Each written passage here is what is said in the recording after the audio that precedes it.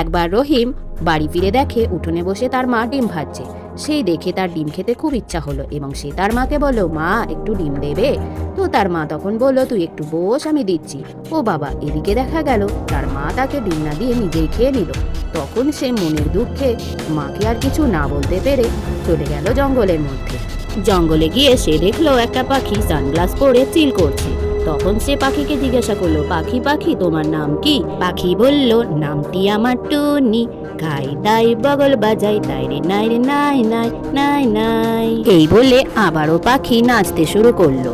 এরপর পাখি দেখলো রহিম মনের দুঃখে দাঁড়িয়ে রয়েছে। তখন সে তার দুঃখের কারণ জানতে চাইলে রহিম পাখিকে সবটা খুলে বলে। রহিমের দুঃখ দূর করতে পাখি রহিমকে নিয়ে গেল টেঙ্গের কাছে। টেঙ্গে তখন সেখানে টেঙ্গে টেঙ্গে নাচতে ব্যস্ত ছিল। এই দেখে রহিম জিজ্ঞাসা করলো, এটা কে, এমন ভাবে নাচছে কেন? তখন পাখি বলল, এটা হলো টেঙ্গে, এ সবসময় এরকম ভাবে টেঙ্গে টেঙ্গে করে নাচে আর চিল করে। তুমিও এরকম নাচো আর আনন্দে থাকো, মনে কোনো দুঃখ রেখো না। এই শুনে রহিম খুশি হয়ে গেল।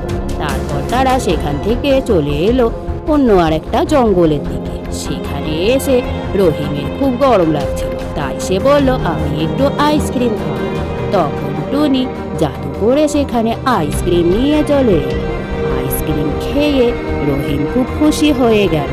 এরপর রহিম বলল, আমার যদি ঠান্ডা লেগে যায় তখন কি হবে? তখন টুনি রহিমকে জল খাইয়ে দিল।